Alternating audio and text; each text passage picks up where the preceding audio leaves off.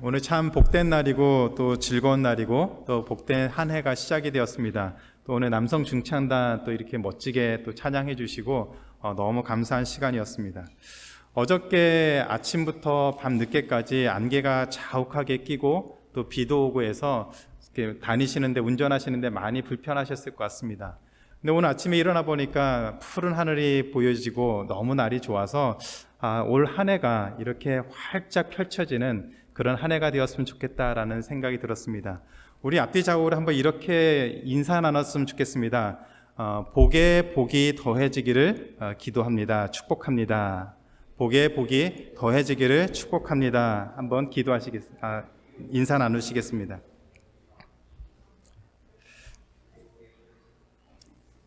상윤이도 복 많이 받고요.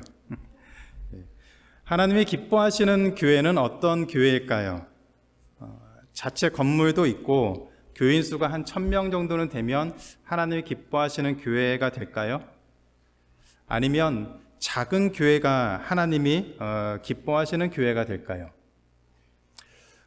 크기로 따질 수 있는 문제는 아닌 것 같습니다. 크기가 어떠한 것, 인원의 수가 어떠한 정도가 되어야 하나님이 기뻐하시는 교회다라고 말할 수는 없을 것 같습니다. 교회의 존재에 대한 분명한 답을 가지고 있는 교회가 하나님이 기뻐하시는 교회가 될 수 있겠다라는 생각이 듭니다. 성경에서 가르치는 교회다운 교회, 하나님이 기뻐하시는 교회는 성경에서 하나님의 뜻을 행하는 그 교회가 하나님이 기뻐하시는 교회가 될 거라고 생각합니다. 오늘 말씀은 하나님이 기뻐하시는 교회가 되기 위해서 교회에 필요한 세 가지 사실을 가르쳐주고 있습니다. 이 세 가지 내용을 통해서 2023년 메릴랜드 크리스천 교회가 또 성도 한 분 한 분이 하나님이 기뻐하시는 자녀로 또 하나님이 기뻐하시는 교회로 세워져 나가기를 기도하면서 말씀을 나누겠습니다. 첫 번째로 하나님이 기뻐하시는 교회가 되기 위해서 교회는 예수님이 있어야 합니다. 하나님이 기뻐하시는 교회가 되기 위해서 교회는 예수님이 있어야 됩니다. 너무 당연한 말이죠. 우리가 교회를 이룰 때 또 교회에서 함께 모일 때 예수님은 우리의 모든 것의 중심이라고 고백을 하고 그렇게 했습니다. 너무나 당연한 것인데 그것이 무슨 의미인지 함께 보겠습니다. 38절에 보면 예수님의 제자 중에 요한이 예수님에게 와서 자랑스럽게 얘기를 했습니다. 예수님, 우리를 따르지 않으면서 예수님의 이름으로 귀신을 쫓아내는 사람이 있었습니다. 제가 그 사람을 혼냈습니다. 요한이 이렇게 말한 의도는 예수님에게 뭔가 칭찬을 받고 싶어서 잘했다라고 하는 소리를 듣고 싶어서 예수님에게 그렇게 얘기를 꺼냈습니다. 귀신을 쫓아내는 전매 특허는 예수님에게 있는데 로열티도 내지 않고 예수님의 이름을 들먹이면서 귀신을 쫓아내는 그것을 제가 하지 못하도록 단속했습니다. 그렇게 자랑을 했습니다. 그런데 39절에 보니까 예수님이 이 요한에게 칭찬한 것이 아니라 오히려 그가 잘못했다고 하면서 책망을 하셨습니다.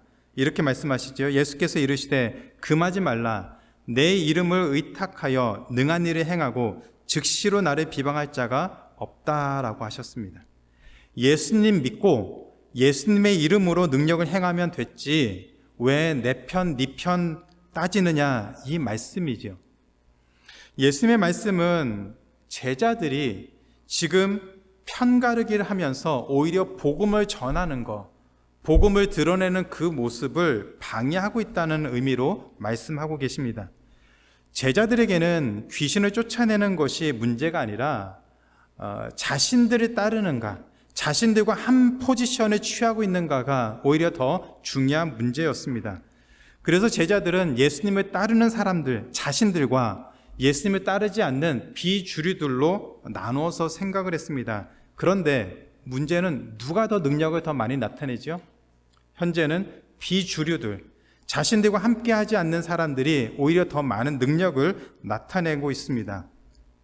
2주 전에 함께 나눈 말씀을 기억하시면 제자들이 기도도 하지 않고 귀신 들린 그 아들의 귀신을 내쫓기 위해서 예수님의 이름을 들먹였는데 그들은 그 귀신을 쫓아내지 못하고 큰 망신을 당했습니다. 예수님의 직속 제자라고 하는 자신들도 귀신은 내쫓지 못했는데 자신들과 함께하지 않는, 예수님과 함께 동행하지 않는 그 비주류들, 다른 사람들이 예수님의 이름을 사용해서 귀신을 내쫓았다는 그 말을 들었을 때 제자들이 그것을 받아들이기가 어려웠던 것 같습니다. 솔직하게 말하면 기분이 나쁜 것이죠. 자기들은 예수님과 3년이라는 시간 동안 보내면서 많은 능력도 행했는데도 실제로 필요할 때는 그런 능력을 못했는데, 예수님과 함께하지 않는, 자신들과 함께하지 않는 그 사람은 예수님의 이름으로도 귀신을 쫓아내는 놀라운 능력을 행했습니다. 그래서 요한은 그 사람에게 가서 다시는 예수님의 이름으로 귀신을 쫓아내지 말라고 경고했습니다. 단속을 했습니다. 그러면 어떻게 해야 그 사람이, 아니면 다른 사람이 예수님의 이름으로 귀신을 쫓아낼 수 있을까요? 이 제자들에 의하면 어떻게 해야 그 사람들도 예수님의 이름으로 귀신을 쫓아낼 수 있을까요? 요한이 무슨 얘기를 했습니까? 우리를 따르지 않으면서 예수님의 이름을 갖다 쓰면 안 된다는 얘기입니다. 무슨 얘기냐면, 예수님의 이름을 사용하려면, 예수님의 이름으로 귀신을 쫓아내려면 우리를 따라야 된다. 더 속된 말로 말하면 자기 밑으로 들어와야 된다는 얘기입니다. 자기들과 함께하지 않으면서 예수님을 들먹이는 것은 옳지 않고 잘못된 것이다라고 얘기합니다. 그래서 예수님이 무슨 얘기를 하셨습니까? 너희들을 따를 것이 아니라, 너희들 밑으로 올 것이 아니라 예수님을 중심으로 보이면 된다는 얘기입니다. 그 안에 예수님이 계시면 그 일이 하나님의 영광을 드러내는 것이다라고 얘기를 합니다. 예수님의 이름을 의지해서 귀신을 쫓아냈으면 그것으로 비방할 것이 아니라 오히려 칭찬하고 격려하고 그것을 통해서 하나님이 영광 받으신다는 것을 함께 기뻐해야 된다는 것이죠. 무슨 얘기입니까? 모두가 다 예수님을 믿으면 그들이 어느 곳에 있든지 예수님의 제자가 된다는 얘기입니다. 수석 제자, 먼저 들어온 자, 나중에 들어온 사람, 이런 구분이 필요 없다는 얘기입니다. 어디에서 어떻게 지내든지 예수님을 믿는 자와 예수님을 믿지 않는 사람으로 구분될 뿐이지요. 예수님의 이름을 의지하는 사람과 예수님의 이름을 의지하지 않는 사람으로 나뉘는 것이지, 제자들과 한편이 되는 것, 제자들과 따라다니는 것, 시간을 더 많이 보내는 것이 복음을 증거하는 데 도움이 된다는 것은 아니다라고 말씀하셨습니다. 그런데 교회도 마찬가지인 것 같습니다. 교회를 보면 우리 교회뿐만 아니라 대부분의 교회들의 다양한 그룹이 있습니다. 대부분의 교회가 공통적으로 가지고 있는 그룹은 몇 가지가 있는데, 개척 멤버들과 나중에 온 멤버들, 잘 사는 사람과 그렇지 못한 사람, 배운 사람과 배우지 못한 사람, 성공한 사람과 실패한 사람, 이민교회에서는 미국 시민권자, 영주권자와 또 한국 시민권자로 살아가는 사람들, 남자와 여자, 나이 든 사람과 젊은 사람. 알게 모르게 교회를 다니면서 우리는 자꾸 이런 그룹을 지어가는 모습들을 많이 보게 되고 실제로 그런 것들을 하게 되는 그런 모습들이 많이 보입니다. 왜 자꾸 우리 마음에 이런 그룹을 만들어서 그 그룹에 속하면 내 편이고 그 그룹에 속하지 않으면 다른 사람 편이고 나와 함께 할 수 없다는 그런 구분들을 왜 만들까요? 어쩌면 예수님의 제자들처럼 자기들에게 함께 속하지 않으면 다른 사람이고 나쁜 사람이고 문제가 있는 사람이라고 보는 그런 모습들이 우리 안에도 있지 않을까라는 생각이 듭니다. 예수님의 제자들은 자기와 함께 하는 것이 가장 중요한 기준이었습니다. 우리 안에도 예수님이 중심이 되고 예수님이 기준이 되어서 사는 것이 아니라, 어쩌면 내가 가지고 있는 그 기준이 우리의 모든 신앙생활을 좌지우지한다면 그것은 예수님의 제자들을 책망받았던 그 모습과 다를 바가 없습니다. 다른 것으로 자꾸 서로를 구분하려고 하는 그런 마음이 든다면 그 기준이 예수님이 아니라면 우리는 잘못된 기준을 가지고 있다는 것을 분명히 알아야 됩니다. 누가 나하고 더 친한가? 누가 나하고 더 마음이 맞는가? 누가 내 편인가? 그것을 따지는 것이 아니라 누가 더 예수님 중심으로 서 있는가? 누가 예수님의 복음을 붙잡고 살려고 몸부림치는가? 우리가 그렇게 살고 있는가? 거기에 대해서 고민하고 함께 가기 위해서 서로 격려하고 한 마음으로 되어서 그렇게 해서 복음을 증거하는데 같은 마음을 가져야지, 나하고 생각이 다르다고, 나하고 방향이 다르다고, 환경이 다르다고 저 사람은 나와 다른 그룹이라고 생각한다면 우리는 공동체를, 하나된 공동체를 이룰 수가 없습니다. 그래서 예수님이 무슨 말씀하셨습니까? 공동체 안에 구분이 필요하다면 그것은 단 한 가지라고 얘기했습니다. 예수님이 그 안에 있는가? 예수님 중심으로 모든 것들을 생각하고 예수님이 원하시는 방향으로 가고 있는가? 복음을 진실로 붙잡고 있는가?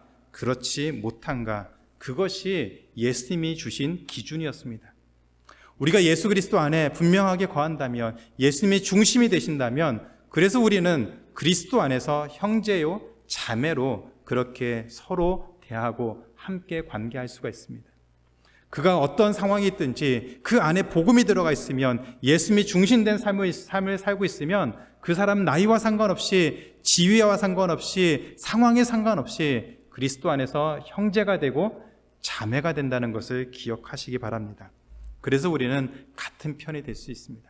형이 될 수 있고 아우가 될 수 있고 언니가 될 수 있고 누나가 될 수 있습니다. 그러나 우리 안에 예수 그리스도의 복음이 없으면 예수님 편이 될 수가 없습니다. 같은 형제 자매가 될 수가 없습니다.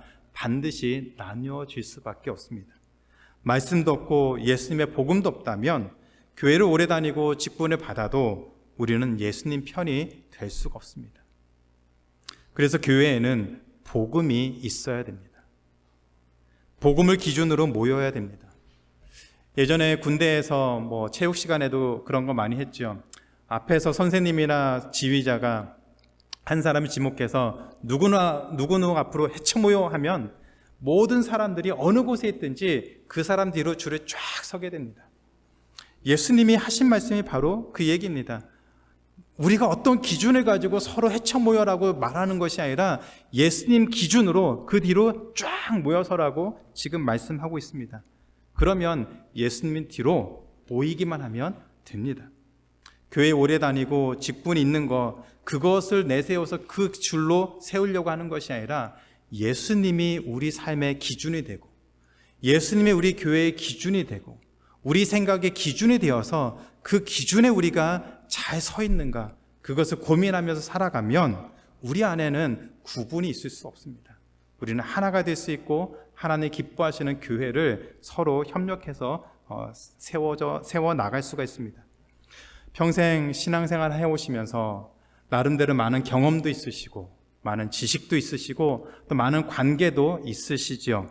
그런데 그 모든 것들 속에서 우리가 예수님 중심으로 서 있는가, 우리 생각이나 우리 경험이 예수님 중심으로 서 있는가를 다시 한번 돌아보는 시간을 가졌으면 좋겠습니다.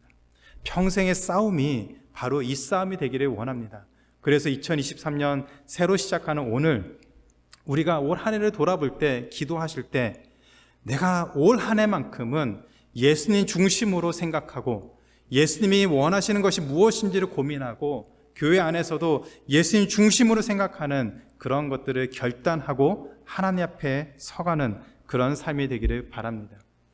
에베소서 1장 22절과 23절에 보면 예수님이 교회의 머리가 되신 것을 이렇게 말씀하십니다.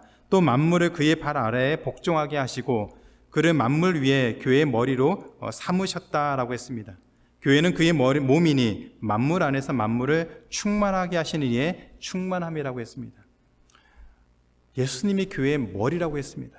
머리가 없이는 몸은 죽습니다.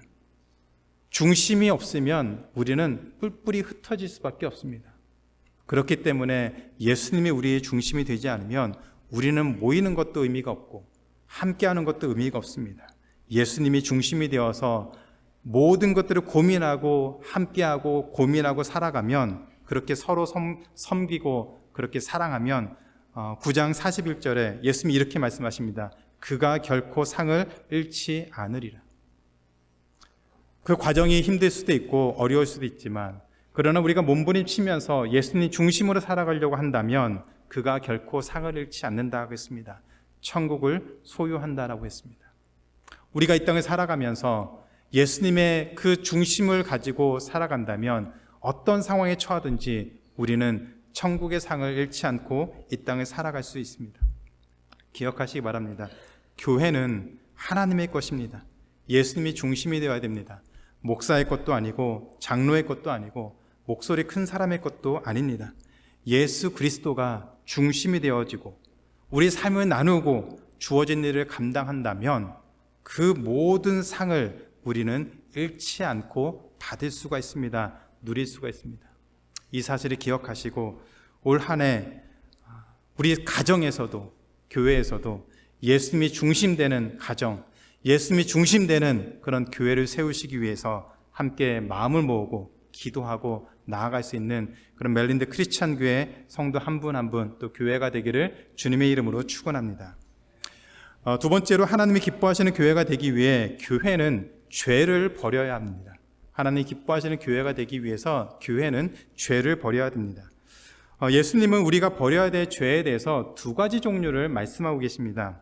첫 번째로 하나님이 기뻐하시는 교회가 되기 위해서 버려야 되는 첫 번째 죄는 다른 그리스도인들로 하여금 죄를 짓도록 만드는 일입니다. 다른 그리스도인들로 하여금 죄를 짓도록 만드는 일을 버려야 됩니다. 42절에 보면 예수님이 이런 말씀을 하셨습니다. 누구든지 나를 믿는 이 작은 자들 중 하나라도 실족하게 하면 차라리 연자맷돌이 그 목에 매여 바다에 던져지는 것이 낫다라고 하셨습니다. 여기서 작은 자라는 것은 어린아이를 말하는 것이 아닙니다. 예수님을 믿는 사람들 중에서 힘이 없고 연약한 사람을 작은 자라고 설명하고 있습니다. 그리고 실족하게 한다는 말은 말이나 행동으로 누군가로 하여금 죄를 짓도록 만든 그 일을 실족하게 하는 것이다라고 얘기합니다. 잘못된 것을 가르쳐서 하나님을 떠나게 만들거나 거짓을 선동해서 죄를 짓도록 만드는 것들이 바로 실족하게 하는 것이죠. 한국에서 가나안 신자라고 하는 그 책에 보면 크리스찬들이 교회를 안 나가게 되는 원인을 세 가지를 얘기하고 있습니다. 첫째는 숨 막히다. 교회에 다니면 숨이 막히다. 두 번째는 너무 위선적이다. 교회에 다니는 사람들의 그 모습이 너무 위선적이다. 세 번째는 분열이다라고 얘기를 하고 있습니다. 이 세 가지 대표적인 이유가 그나마 교회에서 신앙생활을 하려고 했던 사람들을 교회를 떠나게 만든다라고 얘기합니다. 그것이 하나님 앞에 죄를 짓는다는 것이죠. 이런 것들이 작은 자로 하여금 믿음을 잃게 만들거나 교회를 떠나게 만들고 죄를 짓게 만든 것이다라고 얘기합니다. 예수님은 이런 작은 자를 실족하게 하는 것이 심각한 죄라고 말씀하셨습니다. 그래서 이렇게 말씀하시죠. 작은 자를 실족하게 하는 것보다 연자맷돌은 목에 메고 바다에 빠져 죽는 것이 낫다고 하셨습니다. 이 당시 연자맷돌은 그 곡식을 빻을 때 사용하는 것인데 보통 300kg에서 1톤 정도의 무게가 나갑니다. 그 연자맷돌을 목에 메고 바다에 빠지면 고통스럽게 죽을 수밖에 없습니다. 예수님이 이런 말씀을 하신 이유는 죄를 지었으면 연자맷돌 메고 바다에 빠져 죽어라고 하는 그 얘기를 하기 위해서가 아닙니다. 예수님이 이런 말씀을 하신 이유는 연자맷돌을 메고 바다에 빠져 죽는 그런 한이 있더라도 그런 각오를 가지고 다른 사람에게 상처를 줘서 죄를 짓도록 만드는 일을 하지 말라는 의미입니다. 믿음이 약한 자에게 함부로 말을 하고 상처를 줘서 그들이 시험에 들고 교회를 떠나고 또 그로 인해서 작은 자로 하여금 어떤 죄를 짓고 하나님 앞에 큰 죄를 짓도록 만드는 것이라면 그것이 바로 작은 자를 실족하게 하는 것이다 라고 얘기합니다. 따라서 작은 자를 실족하게 하는 것이 아주 심각한 죄라는 것을 우리가 분명히 기억해야 된다라고 얘기를 하고 있습니다. 그래서 그것을 우리는 버려야 됩니다. 하나님이 기뻐하시는 교회가 되기 위해서 버려야 될 두 번째 죄는 스스로 지은 죄입니다. 43절과 47절에서 그리스도인들이 스스로 짓는 죄에 대해서 예수님이 이렇게 경고하셨습니다. 만일 너의 손이 너로 하여금 죄를 짓게 만들면 그 손을 찍어버려라. 만일 너의 발이 너로 하여금 죄를 짓도록 만들면 그 발을 찍어버려라. 만일 너의 눈이 너로 하여금 죄를 짓도록 만들면 그 눈을 빼어버려라. 참 무서운 얘기입니다. 도박에 빠진 사람이 집안을 거덜내고 그것으로 인해서 온 가족이 다 뿔뿔이 흩어졌는데도 그래도 도박장을 전전하는 사람들이 있습니다. 어느 시간에는 너무너무 후회가 되고 너무 돌이킬 수 없는 그 상황에 절망해서 차라리 자신의 손을 잘라버리는 그런 이야기들이 많이 있습니다. 물론 손을 자른다고 하면 발가락으로 해서라도 도박을 한다는 얘기도 있습니다. 그러나 그 정도의 결단이 없으면 그 나쁜 행동을 끊을 수 없다는 그런 얘기들을 하고 있습니다. 포르노 중독도 마찬가지입니다. 그것으로 중독이 되었으면 눈을 빼버리고 싶을 정도의 그런 단호한 결심이 없으면 우리는 그런 죄로부터 벗어날 수 없다라고 얘기를 합니다. 우리가 짓는 그 죄가 이렇게 강하다고 얘기를 하고 있습니다. 그래서 자신이 짓는 죄에 대해서 너무너무 가슴이 아프고 답답하고 차라리 그 죄를 저지르도록 만드는 그 원인을 찍어서 버리는 것이 낫다라고 결정할 정도라면, 그렇게 결단할 정도라면 자신이 짓는 죄에 대해서 얼마나 가슴 아파하면서 살겠습니까? 내가 손으로 짓는 죄 때문에, 반복해서 짓는 그 죄 때문에 너무너무 가슴이 아파서 차라리 이 손을 잘라버릴 정도로 그렇게 결단했다면 그 사람은 그 자신이 짓고 있는 죄에 대해서 그만큼 가슴 아파하며 통회하며 회개하며 하나님 앞에 나아가는 것이겠죠. 그래서 죄를 짓도록 만드는 손과 발과 눈이 없어서 불편한 채로 살아도 죄를 짓지 않고 천국에 들어가는 것이 더 좋다라고 얘기를 하고 있습니다. 반대로 손과 발과 눈이 있었기 때문에 계속 죄를 짓는다면 결국 지옥에 간다라고 경고를 하고 있습니다. 그것은 제 말이 아니고 예수님의 말씀입니다. 죄를 짓게 되어서 가는 사람이 가게 될 그 지옥에 대해서 예수님이 48절에서 이렇게 말씀하십니다. 지옥에서는 구더기도 죽지 않고 불도 꺼지지 않는다라고 얘기합니다. 보통 불에 던져지면 불에 조금만 닿아도 너무너무 뜨겁고 아프고 고통스럽습니다.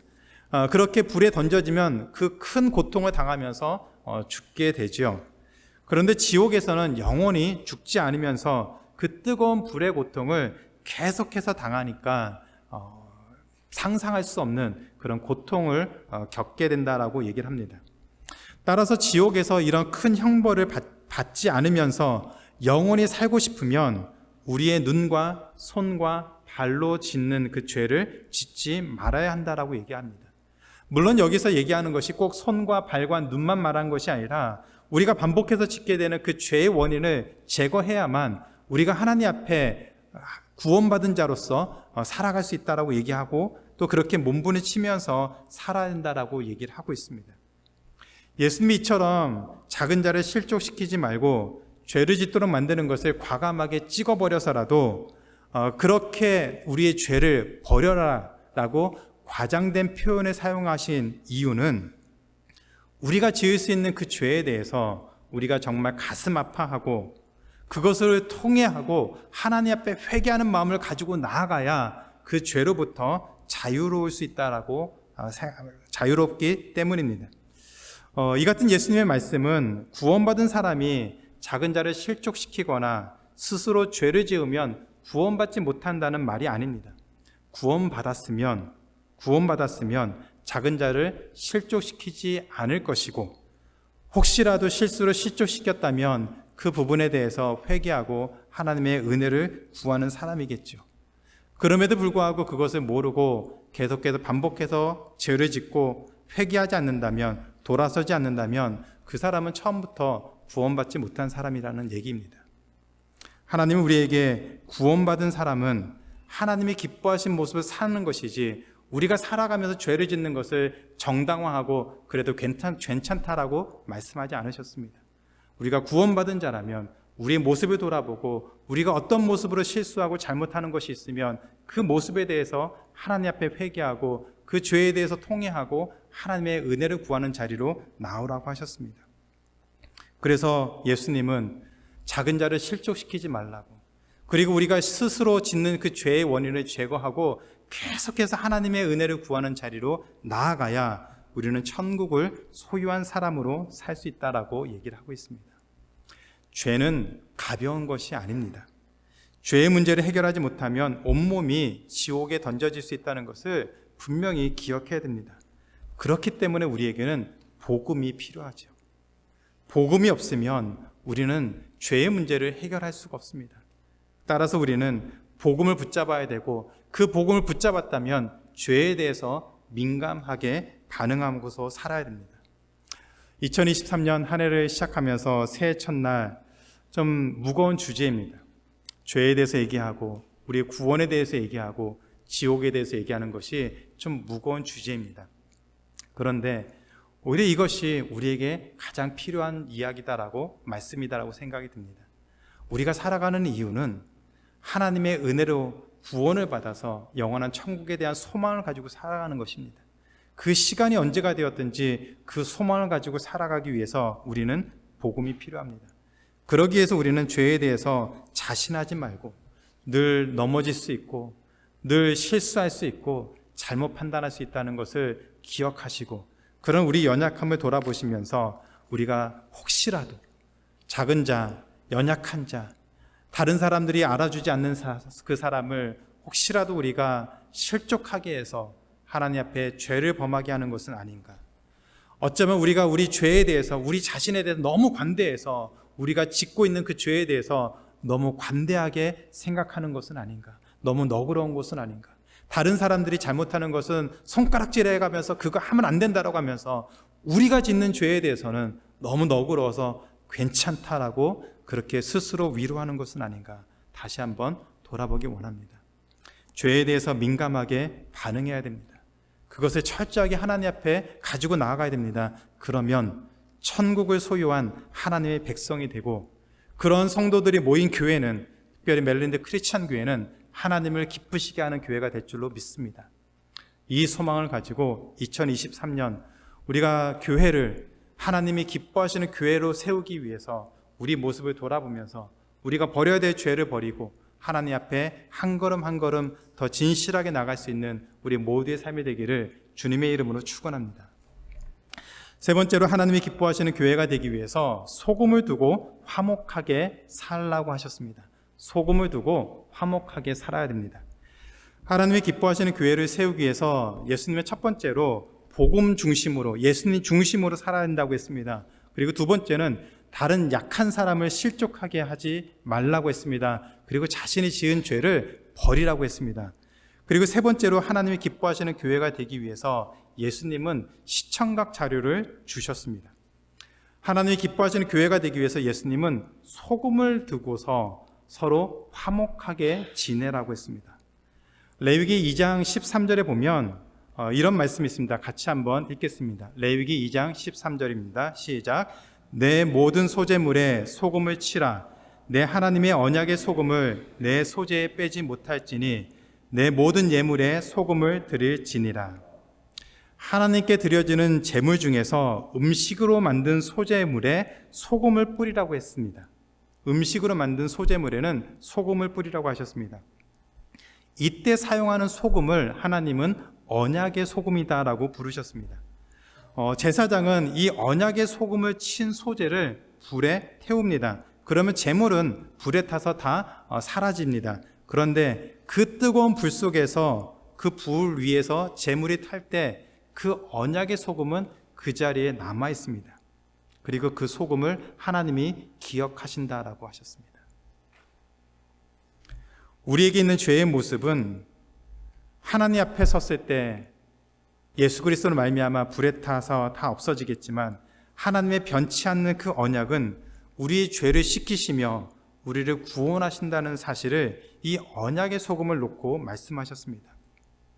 그래서 오늘 우리가 읽은 말씀에 보면 불로써 소금 치듯함을 받는다는 말은 소금을 뿌려서 부패한 것을 방지하고 불로 우리를 연단해서라도 우리의 그 부패함, 우리의 죄로부터 지옥으로 가는 것을 막겠다고 하는 하나님의 의지를 이 언약의 소금으로 우리에게 보여주고 있습니다.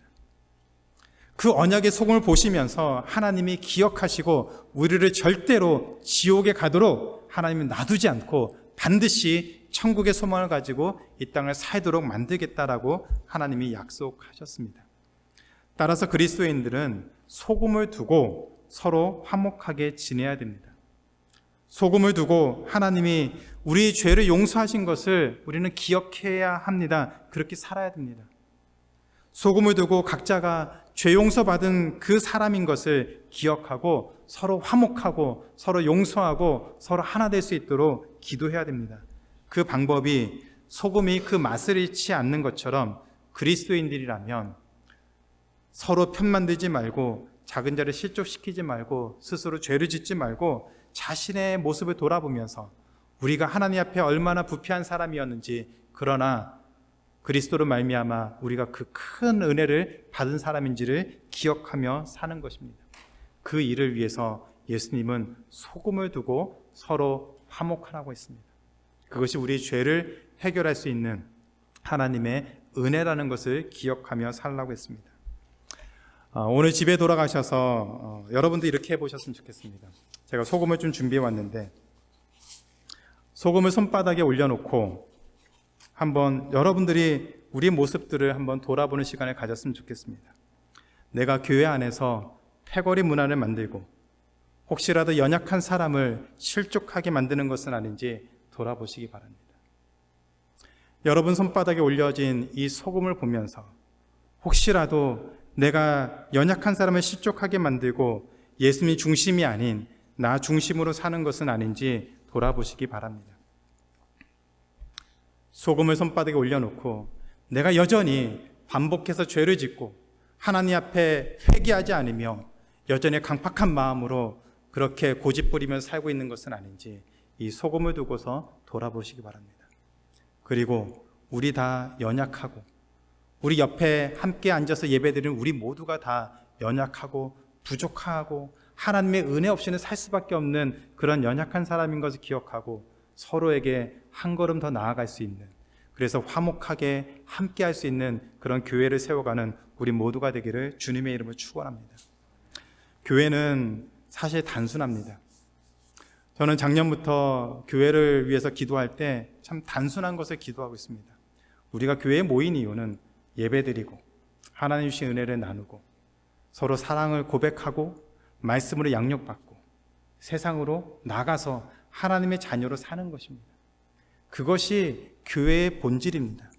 그것을 위해서 우리는 예수님 중심으로 모여야 되고 예수님을 우리의 구주로 고백해야 되고 서로의 부족함을 감싸주고 자신의 연약함을 돌아보면서 하나님 앞에 있는 그 모습대로 나아간다면 하나님은 우리 한 사람 한 사람을 기뻐하실 것이고, 그런 우리 한 명 한 명이 세워진 한 명 한 명으로 세워진 이 메릴랜드 크리스찬 교회를 하나님은 기뻐 받으실 줄로 믿습니다. 그 소망을 가지고 2023년 한 해를 시작했으면 좋겠습니다. 여러분도 경험해 보셨겠지만 교회가 어려우면 우리 삶 자체가 피곤하고 힘이 듭니다. 그런데 교회에서 기쁨이 있으면 세상을 살아갈 힘을 얻을 수가 있습니다.